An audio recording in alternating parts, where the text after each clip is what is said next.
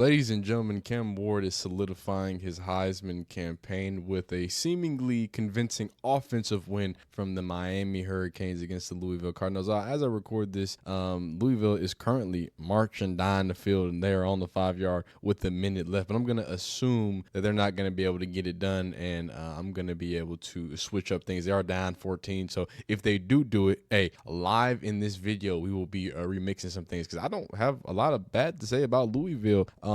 A lot of people have said that this game was a game of no defense being played, but when we get into some of the numbers, I think we're going to see a Miami that's a bit of a glass cannon, very, very top heavy with their offense. A Luka Doncic for you basketball players, a James Harden, if you will, right? Amazing explosive offense that seemingly can just score at will. That offensive line seems to be being able to kind of move bodies. Those pair of running backs are just dragging people for another extra 4 or 5 yards. So we're going to get into that. We're also getting into Louisville and some of their bright spots, because I think there are some bright spots, especially when you look out into the future, how they play this game. And, a seemingly a short end for the college football playoff Miami team. Louisville played them pretty well. And if you remember at the beginning of the season, that's why it's no shock to me. Beginning of the season, Louisville was like top 5 in defense, scoring defense, and in a lot of other categories as well. So, I think it's going to be an interesting thing to kind of even out here. But I hope you're enjoying these college football content. If you do, leave a like on this video if you like it, dislike if you don't like it, subscribe if you enjoy it, and let's hop right into it. So as I watch a man roll to his right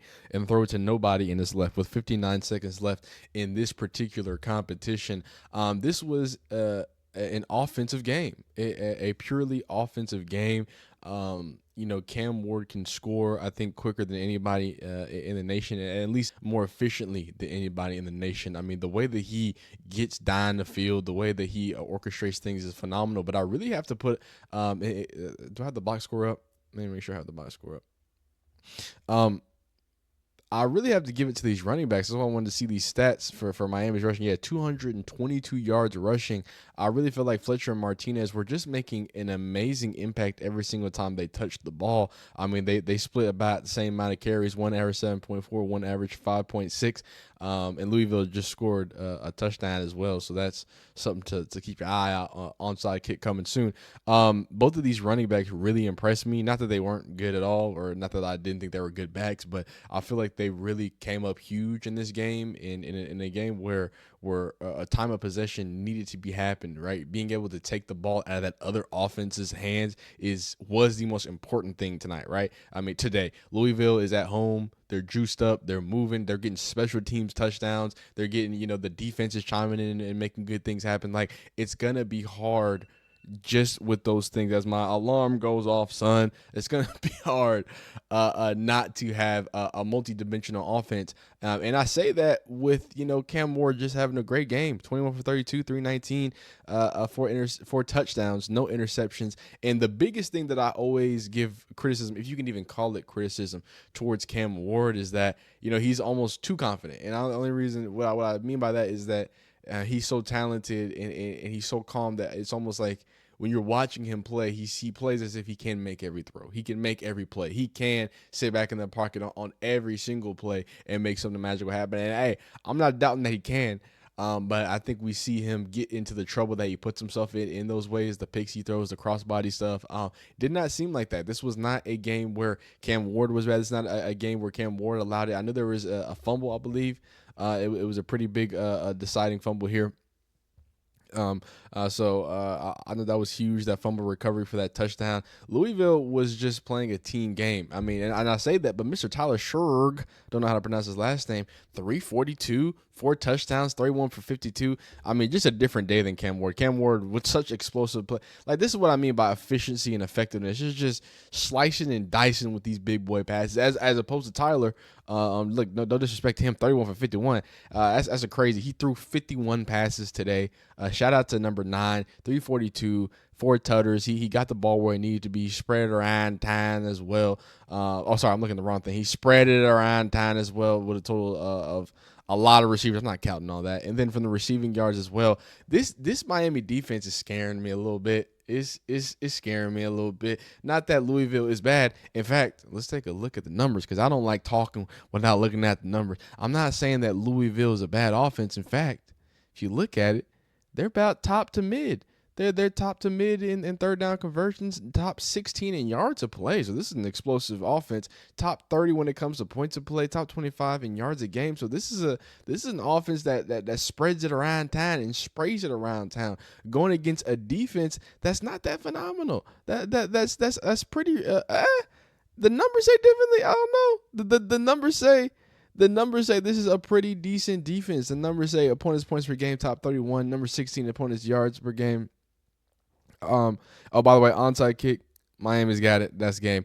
Opponents' yards game, top 28. Number 21 when it comes to opponents' third down conversion. So this is by the number statistic points. This is a pretty good defense. This is a pretty solid defense versus a Louisville offense that's pretty solid as well. But it didn't look like it. It looked like they were getting shredded up. And this is no disrespect because I think Louisville, we need to give more respect to Louisville just being a talented roster. Again, like we checked, right when we checked this offense, this is good. Their defense being good as well. This was a top 5, top 10, top in all these different ratios when we first looked at this team. So coming back and looking at it, I think if Louisville was undefeated and maybe it was just a one-loss team, I think people would have respected this outcome a little more.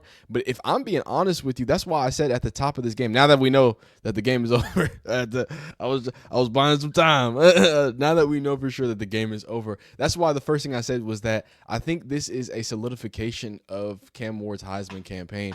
And I think specifically because, like, bro, he was getting draped over. They were like sacking him. He was unlooping people. He was like, people was hanging off of his shoulder and doing all types of great. Like, he was a magician back there. He was doing great stuff. This is one of the most, like, just I came here to score points and get it done games I've ever seen, especially when you go against a Louisville team who is talented, who has a bunch of ex-Miami players over there, has a great new head coach. Like, I just feel like just because they don't have a number next to them and because they come into this game with 2 losses, I think it's going to hurt Miami. But this was one of the most impressive wins Miami has like the most impressive they've looked, the most impressed I've been with Cam Ward all season. This was a team win from them being able to finally pull it out, and they were shooting out with the best of them. This is an offense that just is going to say, yo, I don't care if y'all show up. Defense, I don't care if y'all having a hard time. Special teams, I don't care. I don't care if we give up a touchdown. We can put 52 on y'all. Put 52 points on a top 50 points per game defense. It's not bad. That's not terrible. But let's get deeper into these stats. We're going to look at some stats, then we're going to get some tweets and things and situations like that. And then look at both of these teams' records and see kind of what their forecast is and what their path to success is as well. So right off the bat, looking at these full team stats, we need to hop on team stats too. So we're here at the box score, like we talked about, 222 yards rushing for Miami, 319. You know what that boy Cam do? 342 through the air for Louisville, 128 rushing here. The average at 6.4, average 6 over here in Miami. Both of these teams were running at will, and both of these teams got multiple backs involved, and I really liked. But both of these offenses were phenomenal. Every time they were out on the field, I was loving it. I would love to see a little more defense, even though Louisville was making some takeaways. That they were making some phenomenal things happen. Of course, the kick return for 100 yards. That was phenomenal. So they were doing phenomenal things there. Louisville kicker kicks the way he needs to kick it. And then is there any other fumbles or any? Oh wow, I just updated because the game's over. Any more interceptions and fumbles? Nope, nothing crazy there. Let's hop over to the team stats and really show you where the game was won and or lost. You got god dang third down efficiency, 9 for 14, 3 for 12 for Louisville. I mean, that tells you the tale of the tale right there. I mean, 3 for 3 or 4 down, that's crazy. But I mean, it's hard to win a game when you're not converting your third downs, and when you do it at a clip like that, this is above 50% here, so they're taking care of business the way they need to do. The total yard discrepancy, almost 100. It's about 80-ish yards, 80, 70-ish yards in totality. That running game and being able to just have a little bit of possession, as you can see, more than 8 more minutes of possession there. That's crucial. The third downs, which relate into more possessions, relate into you having the ball at the end. And even with Louisville being extremely potent, as you can see, and being able to almost score at will themselves and look pretty explosive themselves, if you're getting outbeat by 8 minutes in the possession game, you're just gonna run out of time. That's what happened to Louisville. I'm sure Louisville could have had one more stop. If there was 10 more minutes left in this game, I'm sure they could have found a way to do it and keep going, tie this thing up, maybe get to overtime. But the thing is, with an offense like that, they can take your time away. And that's what they did in that last drive, in that last touchdown, to make it 52-38. That's when it was just like, and you know what I'm saying? I start shutting up the recording equipment. I said, let's wrap it up here. But yeah, both 1 turnovers from each. Big first downs either.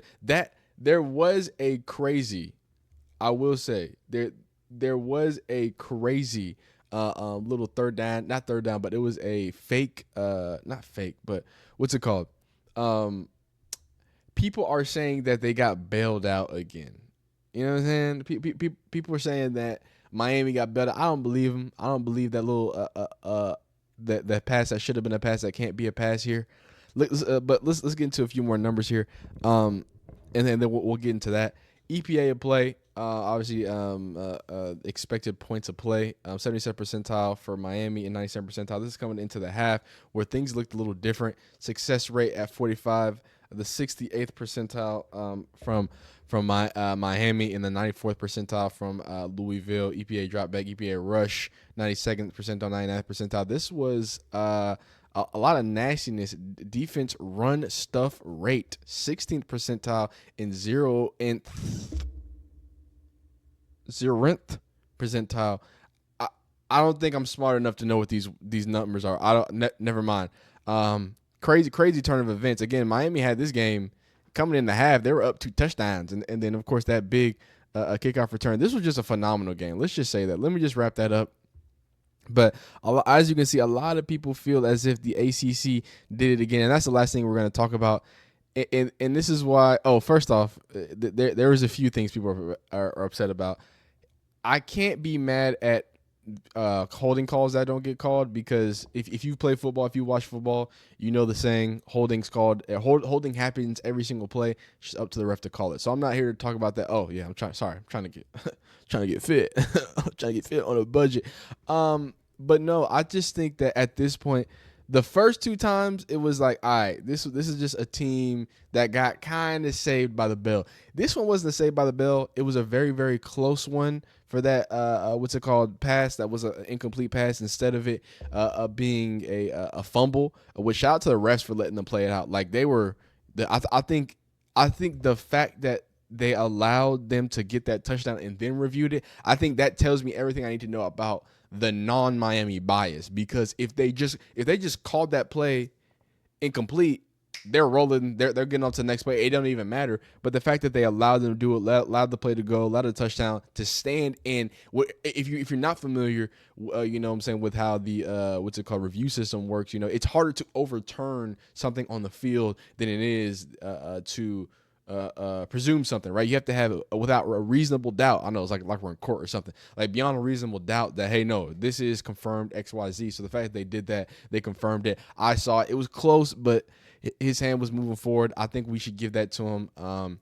And I really think you need to have Cam Ward at the top of your Heisman. Now, do I want Cam Ward over Ashton Genty? No, I don't. Do I want him over Travis Hunter? No, I don't. But if you know the way that Heisman is voted on, Cam Ward is top 5 in receiving yards. I think he's top 3 in receiving yards. Passing yards, I believe he's top 3 in passing touchdowns currently as well. I think he's top 3 in passing yards too. So this is not someone who just doesn't have yards and just winning a team. No, he's undefeated in the ACC in a historical team, and now he has a few wins under his belt that are pretty respectable.